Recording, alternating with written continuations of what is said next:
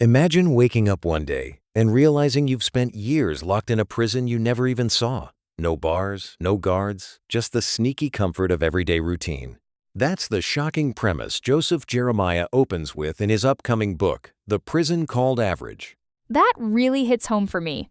So many of us live in that invisible cell, just going through the motions without questioning why we feel restless or unsatisfied. Joseph's message is clear. The biggest threat to our dreams isn't failure, it's settling for just enough.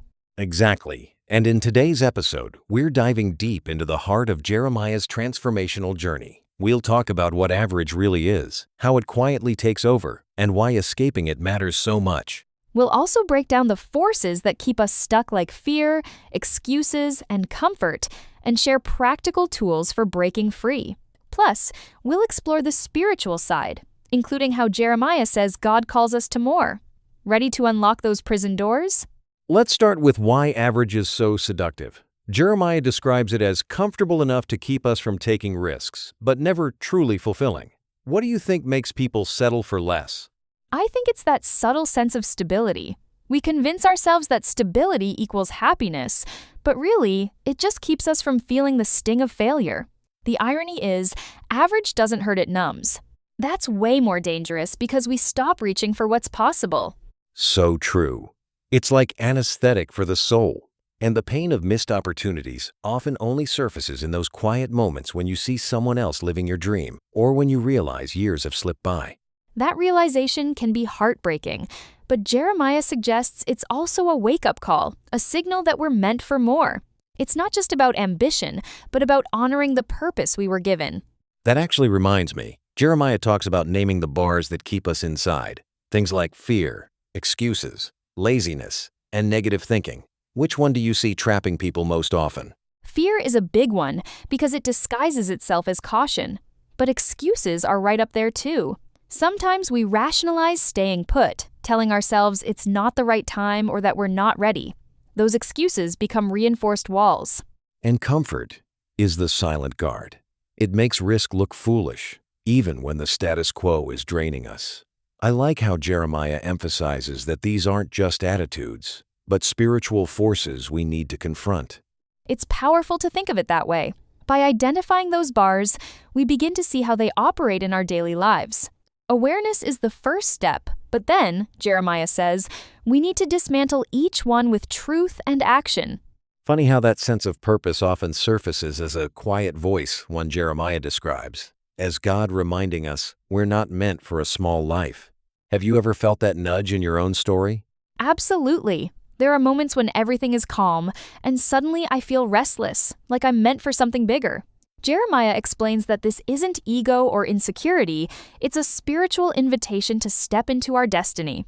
That shifts the whole perspective. Instead of seeing ambition as selfish, it becomes an act of obedience, responding to God's call. I find that really inspiring, especially when the world tells us to play it safe. It's a game changer. The idea that God has specific plans for us, plans to prosper, not harm, makes the leap seem less scary and more sacred. It's about trusting that our assignment is unique and irreplaceable. Let's dig into how Jeremiah says we actually break free. He doesn't just expose the prison, he gives tools to dismantle it. What practical strategies stood out to you? Replacing excuses with biblical truth is huge, like affirming that you're called to more, even when your circumstances say otherwise. Also, confronting negative thinking and low self-worth head-on by surrounding yourself with uplifting environments. Vision seems to play a pivotal role. Without it, we drift. Jeremiah encourages creating a vision for your life and taking small, obedient steps toward it, even if they seem insignificant at first.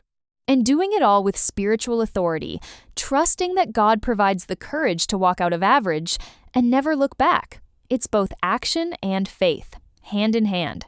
After unpacking Jeremiah's message, 3 takeaways really stand out. First, average is far more dangerous than failure because it demands nothing and quietly numbs your purpose. Second, identifying your personal prison bars is essential if you want to break free. And third, God's voice calling you to greatness is always there, waiting for your response. I'd add that the journey out isn't just about motivation, it's about spiritual intervention.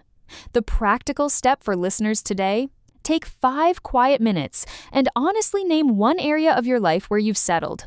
Write it down and ask yourself what breaking free would look like. That level of honesty is powerful. Thanks for joining us as we explored the prison called average. We hope you're inspired to step beyond comfort and embrace your unique purpose. Stay tuned for more transformative conversations, and remember, you were not born to be average. Until next time, keep breaking free.